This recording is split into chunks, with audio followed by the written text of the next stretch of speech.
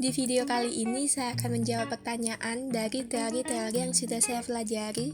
Teori apa yang dapat digunakan untuk menjelaskan Perang Dingin? Di sini saya menggunakan jurnal dan buku untuk menjadi sumber informasi saya. Pada geopolitik kritis menjadi tema yang signifikan untuk dipelajari hingga saat ini. Pemikiran geopolitik klasik yang berfokus pada aspek geografis terhadap pengambilan kebijakan suatu negara, bahkan pada saat Cold War atau Perang Dingin yang telah terjadi, mendapat tentangan dari pemikiran geopolitik kritis. Teori-teori geopolitik klasik bersifat western-centric dan melihat segala hal dari perspektif kewilayahan. Signifikansi utama geopolitik klasik atau kritis yaitu melakukan ekspansi ekonomi dan penguasaan militer tempat-tempat strategis wilayah. Namun, pemikiran-pemikiran ini telah bergeser dalam beberapa dekade terakhir, terutama pasca berakhirnya Perang Dingin. Berbeda dengan geopolitik era Perang Dingin yang berfokus pada perolehan aspek spansial dan pengaruh di antara dua kekuatan besar, dan kekuatan militer telah dibentuk untuk berhadapan satu sama lain.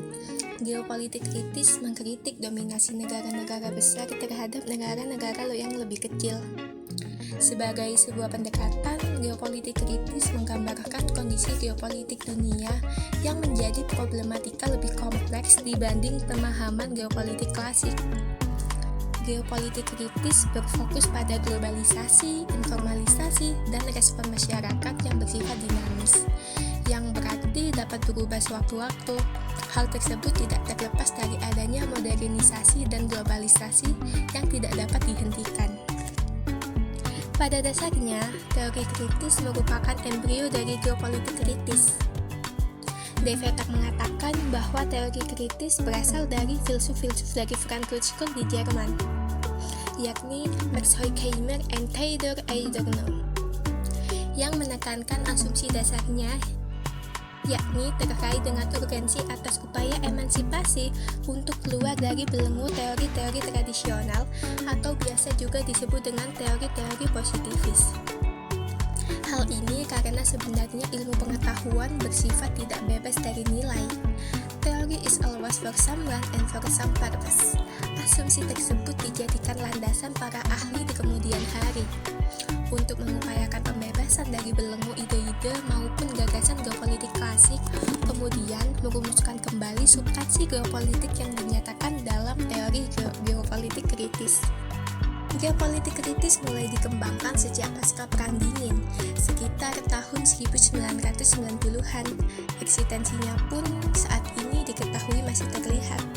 Meninjau lebih lanjut, Tuthail dalam tulisannya yang berjudul Understanding Critical Geopolitics, Geopolitics and Society menjelaskan geopolitik kritis yang terdiri dari 4 jenis, yakni geopolitik formal, praktikal, populer, dan struktural.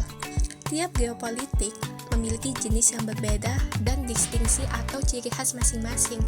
Apabila dilihat berdasarkan dari objek investigasinya, geopolitik formal fokus pada dekonstruksi tradisi dan pemikiran geopolitik klasik.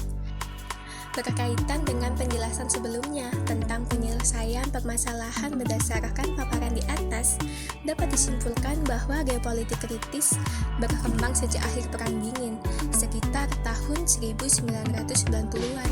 Kemunculannya bertujuan untuk membawa nilai-nilai emansipasi, yakni pembebasan dari belenggu pemikiran dan tradisi geopolitik klasik, sekaligus merancang kembali substansi geopolitik. Oke, sekian dari saya yang dapat saya sampaikan. Mohon maaf jika ada salah kata atau salah pengucapan. Semoga bermanfaat dan terima kasih.